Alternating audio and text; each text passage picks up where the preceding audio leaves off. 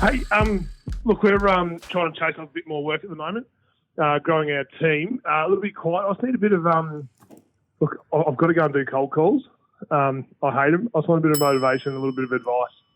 You want some motivation to go and do cold calls. How many cold calls do you need to do? More? Give me. Okay.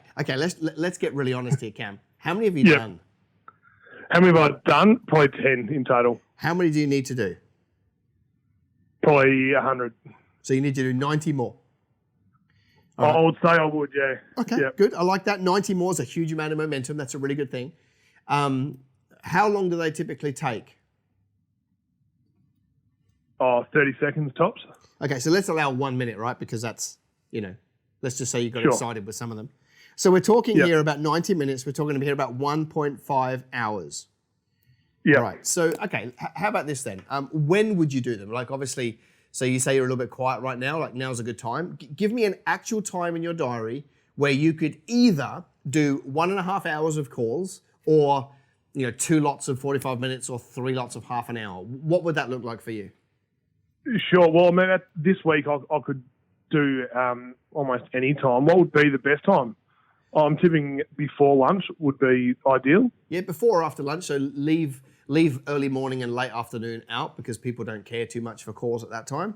Then maybe even during lunch. There's actually 50-50 on whether you should call during lunch because often you go past the gatekeeper because they're out at lunch. So you'd have to test that one just to see how that works. All right. So are you telling me that you could do 1.5 hours of calls by Friday this week? I could, yes. Yeah. Okay. And you just need a little bit of motivation to do it. Yeah. Well, I stumble over my words, and I don't feel I'm putting my best foot forward when I do it. Well, that's not motivation. That's just excuses. So let's work out which one is it now? Is it that you're not motivated, or you don't feel like you're good enough? I think it's both. Okay. Yeah. All right. Yeah, I'd say it's more the latter. More the latter. I don't really know what to say, so I don't sound like a sleazy salesman. Great. If that makes sense. What are you trying to get from the call? What's the outcome? What's the call to action? What's the loop?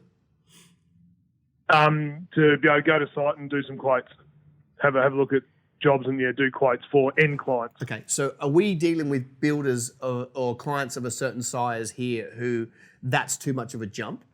Should we be trying to do a call for one step and not the end? Like we're trying to get quotes, but is the purpose of the call to get a meeting or to send them some information? Or are you literally doing a call to say I want to do quotes? Yeah, so my with the cold calls, I wasn't looking at calling builders. I was looking at calling clients who might need just some small service work done or anything like that. Are these past clients? Or any extras? No. Okay. Where did you get the list of prospects from that you're going to call? I'm just on Yellow Pages online. Love it. Yeah. See that? Listen to that, people. Straight out of the Yellow Pages. People say, I don't have a list. Yellow Pages have got one. The White Pages have got one. Yeah. Just start ringing. Okay. So the outcome is I want to come and do a quote, right? That's great. And so we're dealing with residential, domestic people here. Is that, am I right? Or are you doing B2B? No, looking at more offices and whatnot. So okay. If they need some extra power, Okay. Good. stuff. So yeah. All right. So now, why don't you take me through what you said for the last 10, give or take? What would you say to them? Basically introduce myself, the company, what we do. Yep. And then just go straight for the kill and go, is there any, are you interested in these services? Do you need electrician? Do you need anything done? And that's generally where the phone call finishes. Yep. Well, remember, understand that, I don't know what your expectations are, but out of 100 phone calls, I would probably only expect you to get 4 or 5 opportunities to quote. Yep. I don't think it's going to be any higher than that. That's just a case of you having to, suck up the fact that 95 are going to say no, which is totally okay because it gets you closer to a yes. The only thing I would change is I would, rather than going straight for the kill, I would probably ask a couple of questions to enroll them in the journey. So whatever kind of questions you would normally ask, whatever information you need.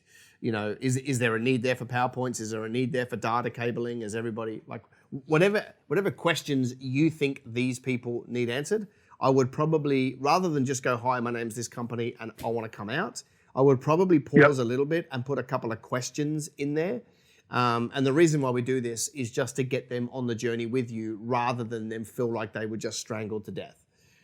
Right? Sure. So it's just a nicer way to have a conversation. So yes, do the whole, this is me and this is what we stand for and this is our company, but also find a way to engage with them through asking them questions. Because when they're giving you their answers, that's effectively your ammunition at the end to say, well, I need to come out then, don't I? Because it sounds like you've got some work.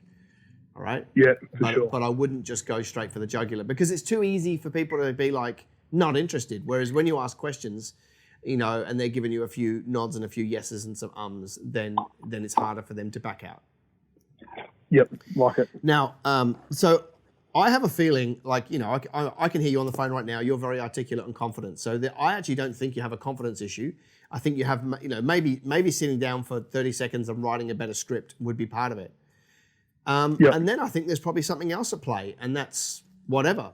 You know, don't value it, don't really want to do it, scared of it, something like that. And if that's the case, then, you know, I guess we've got to look at the trade-off here. You know, Yeah. for somebody who says to me, I need some motivation to do this, what I can distill from that conversation is I can see that they don't feel like the pain of today is big enough to justify changing tomorrow, right? That's a good point. If you were absolutely like committed and you had a big enough reason, you'd do anything.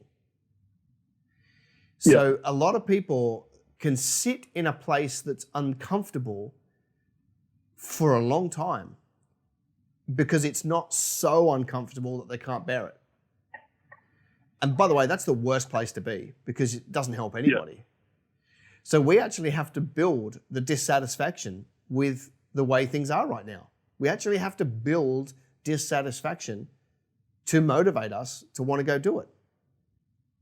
So let me ask you this. Yeah, that's good. Cam, how many kids you got? Yeah, 2. 2 kids. How old? 8 and 6. 8 and 6. So, you know, like just thinking on your behalf, you know, just thinking about the 8-year-old. Is the 8-year-old a boy or a girl? Girl. Girl, yeah. So that 8-year-old girl, you know, who is going to get married one day, is going to meet her prince. And, you know, I kind of feel like, wouldn't it have made sense that her daddy took her to a chateau in France to kind of, you know, show her that she's valuable and worth all those things and a beautiful person and all of that before she ever runs away with her future husband? Yep. Yeah. Wouldn't you have liked to have taken your 2 kids to Disneyland and just had, you know, 2 weeks out of the business where you just, you know, wore silly clothes and spoke to, you know, characters and rode rides? Would you like to do that? Yes. Yeah, that would be a nice thing to do, wouldn't it? Yeah, 100%. Yeah, no, totally. Like, how many things do you want me to list that you're not going to get to do if you stay as you are?